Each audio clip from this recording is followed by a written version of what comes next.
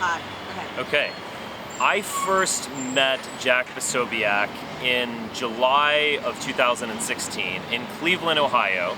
And that was not coincidental that we were both at the RNC, the Republican National Convention. And there was actually a private gathering that was a kind of a meetup that was announced kind of, I'd say, semi-privately. It's one of those things, DM me if you want to come type meetups. And it was at a bar. It was at the Scottish-themed Hooters bar, actually. So you had all these women wearing kilts, but scantily kilted, I guess you could say. Anyway, so I was just at the bar. I remember seeing Roosh was there, and certainly Cernovich was there, a lot of other people. And this guy came up to me whom I had never met before, and he introduced himself, as Jack Posobiec. He introduced himself as, I work for Roger Stone, I'm Roger Stone's man, kind of thing. And he definitely introduced himself as, really tightly connected with the campaign, i.e. the Trump campaign. And he was our, maybe 2 degrees of separation from Trump himself, that kind of thing. Nothing was said definite, but things were certainly implied. And he was also saying, when we break things down, we think about, the alt-right, the religious right, the libertarians, and, you guys are doing great. We're so glad to have you on in our coalition. Keep doing what you're doing.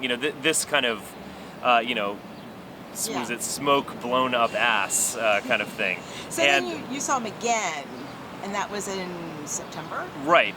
So I had, again, I was glad to, meet him. I think we actually ran into each other in the actual acceptance speech, convention. Anyway, I get a lot of people telling me that they have all these connections. I've known such people for a long time, and, I take it, trust but verify. You can tell me whatever you want until I see something. I don't know what I think he was pretty well connected with Stone, at least. Clearly connected. I think he is clearly connected with Stone. Even though Stone could not pronounce his name, or perhaps we're just mispronouncing his name. At that rally, he said, Jack Posobiec, I can't pronounce it. Anyway. So anyway, he actually did attend the alt-right press conference we held in September in Washington, D.C. at the Willard. He was actually, after the press conference, I went up to the Willard bar and was talking to the press for a long time, maybe 2 hours. He was there. I think he was actually live streaming or recording that at one point. Wow. Interesting. Yeah. I just said hello to him. I've not really seen him. I had not really seen him for a while after that. And then Jack Posobiec really burst onto the scene. I mean, I thought he was a behind-the-scenes operator.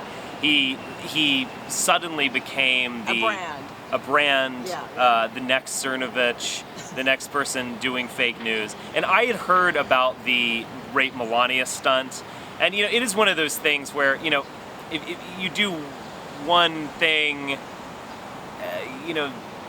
maybe you could say, it's in the heat of the moment, we're trying to change the world, we might have to break a few rules or something. But that was a red flag, no doubt. They are literally creating fake news, and the left will usually do that for you. You don't need to make the left look bad. They will often do that. So I found that a bit odd, and obviously it totally backfired. Over the top. What about then the flash mob, the Bannon? Well, you were asking me whether he specifically invited me to that, and I'm wondering whether he did or not. But we basically the week before, so the Syria strike happened in April. Yeah. And then, so almost immediately, I think it happened on a Wednesday or a Tuesday, and then we, sorry, I'm just turning off my phone here.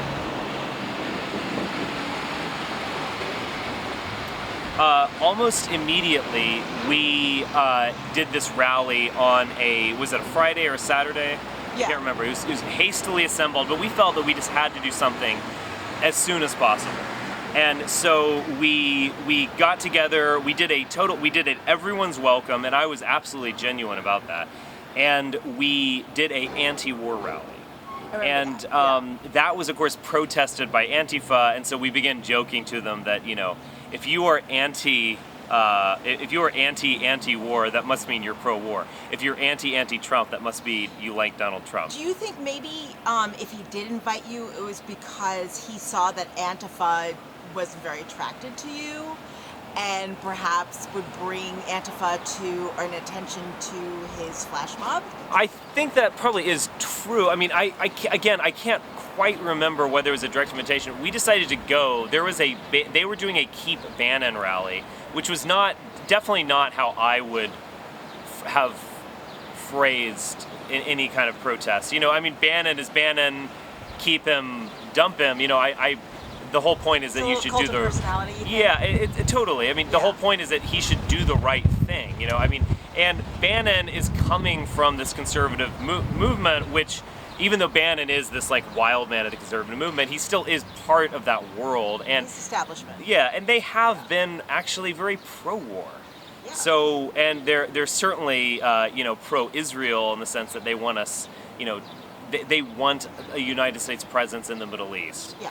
And so anyway, but we went, and it was a funny thing because his rally was very low energy, and he pretended not to know me when I was there. But he did. And I think, and then he did this solidarity for Bannon. Yeah, solidarity for Bannon, and we're kind of like, oh, whatever. Yeah. But he was being very low energy. He was kind of like whispering in the mic to his followers who were standing around there. And so I got the bullhorn, and obviously I did it right. You know, I spoke to the crowd, spoke to the White House, symbolically. And he cut you out. He cut you out of all his footage. Well, that's the interesting thing. So I didn't even know about this until relatively recently, but it was a scandal of sorts, in our sphere on Twitter. But so yeah, basically I cucked him in the sense that I was so much better than him. I mean, he's not. He's a weird guy. He has that dead-eyed look to him. He's not exactly charismatic, let's just put it that way, and he seems to be a little strange or creepy or I just feel like he's a little amateurish and out of his element. It's definitely not his element, and Yeah, again, he just doesn't have it. But anyway, so my speechifying was much better than his, which isn't really saying much. So there was this Rebel video that they cut together, and by this time he had been hired by the Rebel as their Washington bureau chief. And so they cut together this footage in which I was basically all of the response, I was totally cut out. So it was as if I were not there. I mean, it was total like Stalin era, airbrushing, yeah. He went tanky. Yes, I was tanked by, You were tanked. But they used a lot of the responses to what I said as if they were cut into responses for what Jack was saying. So it was highly dishonest, to put it mildly. And so I don't know what to say. Like, that was what it was. I guess it's legal to do that. It's just simply not. It's not genuine. Do you think he knew you were going to be at this free speech rally before he had his meltdown? Oh, you mean so we're talking about the one that just happened? The one that just happened. I have a hard time. Yeah. I have a hard time believing like they had never had any idea that you were going to. I don't. This is a question. Basically, the organizer is a young man named Colton. Yes. He is 19, a very earnest person, and I was invited to this from the moment he started the rally. So you were not a last minute add-on. Absolutely not. No. So you were there from the beginning. Yes. So well, at least from what I know, at the beginning was that was weeks before it happened. Yeah. And I heard about it actually like maybe in early May or something, and then I was officially invited in May. So yeah, there was no secret, and there was no last minute tag along. Now, what, should he have told them earlier? I just simply don't know, because I was just giving Colton advice. I was definitely not behind the scenes. But let's like dissect this situation for a second, because it really did look like they kind of went after you criticized Laura Loomer. Yes. Well, but here's the timeline, though. Yeah. So it was Thursday. Yeah, we'll just wait for these to pass. These are work vehicles. It's like a convoy. Oh my God, yeah. So it was Thursday of I think it was only like 10 days ago, but it feels like 10 months ago. But Yeah, right. So it was Yeah, Thursday, just a little while ago, and Colton called me and he said, "Oh, all these people are pulling out. Posobiec, Cernovich, Lori Loomer, Cassandra Fairbanks, so on." And I was like, well, that's really unfortunate. He's like, "Oh, but I'm standing firm, And I was actually really pleasantly surprised that he did not cuck in that sense. No, I get that. But what I'm a little in terms of the Shakespeare thing, that's why. Here's the timeline. Well, yeah, like how, like all of a sudden, like you criticize them for the Shakespeare thing, and then all of a sudden that moment seems to be when they found out you're speaking. I mean, that doesn't make any sense. No, to me. it happened before. I heard about that they had all pulled out before the Shakespeare event. Oh, so it wasn't, they pulled out before the Shakespeare event. Yes, but the total war that they waged happened after the Lori Loomer. So basically, they pulled out, and I did not announce any of this publicly. I just treated this as behind-the-scenes business. Yeah. But I will admit, in a bad mood about all these people. And so when Posobiec and Loomer did this, Shakespeare action, which I absolutely oppose. Yeah. I think opposing art is it's wrong and it's a really bad look. But they did this Shakespeare action. And so then I started criticizing it on Twitter. And they really freaked out. That really triggered them. And then it was on Friday night that they released this totally absurd story that I am grooming underage boys. But so this proves though is that they were sitting on this for months and they didn't pull the trigger. And so they had contacted, and the backstory of this story that they're putting out is rather amusing, because basically they had been contacting people trying to get dirt on me for months. And one of the people they contacted was James Alsop. And they kept pressing him for dirt on me, and there is none. And so James started to troll them, and he started to say things that are totally outlandish, obvious, like lies, maybe not the right, just outlandish hyperbole troll. Like he was saying, gay sex isn't gay, and we have like a rabbinical group. I mean, it was just so obviously wrong. But so they were sitting on this, and then these people are clearly coordinating. They're all in some little Discord channel or Slack group or whatever, and so they started releasing it on Friday, and then on Saturday they had released all this stuff about how I'm a pedophile, and I was just like, this is so beyond outrageous and beyond false. I don't even know where to begin. And so this was their response to my criticism, which was total character assassination of the most vile kind. Could you think of any other contact that you've had with Posobiec or however we spell his name? I've DM'd him on Twitter a few times, just various things. Kind of various things. I always did treat him as you're in that world, but we can be in contact. I treat a lot of people like that. How did he treat you? The same way. Okay, so you guys had a friendly relationship.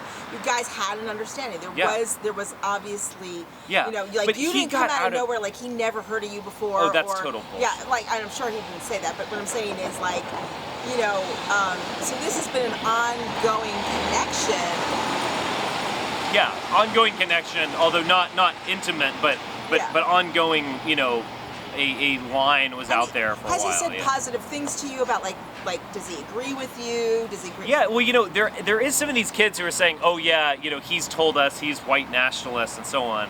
I have, all I know is that when I spoke to him, he was highly complimentary in a way that no conservative would be. I mean, any movement conservative whom I met would basically say, oh, you're terrible, you're a leftist, you're whatever. He is definitely not like that at all. Well, we all can just eat it downstairs. Yeah, we'll be done in like 10 minutes or so. Yeah. So yeah, I mean, this was his line, and so again, but at the same time, like the rape Melania thing was one thing. He and Cernovich and Posobiec were just putting out such nonsense that it's just that it gets to this point where, you can't associate yourselves with them. So it's like, and there also is their general attitude, like the, Cernovich after the Syria strike. Oh wait, Every truck in Northern Virginia is coming I know. They're doing some work. After the Syria strike, Cernovich announced that like 100,000 troops were moving into ground troops were moving into Syria. I mean, it was just totally wrong. I was worried that an Iraq War 3.0 was going to take place, but I certainly did not say anything factually wrong. I was just like, this looks terrible. I'm very worried. And then the Posobiec just takes it to a new level of just lying and just throwing. I have a source who said this. If he does have a source, who do you think the source would be? Maybe some intern in the White House. I wouldn't say it would be. You don't think it would be Junior? Perhaps. What about Mike Flynn Jr.? He hangs out with him a lot. I'm not going to put this in the video. I just wondering. Yeah, obviously they're connected, but then the Flynns seem to be out of the game, unless Trump is talking with Michael Flynn. Maybe. Or Michael Flynn's not that out of the game. I've heard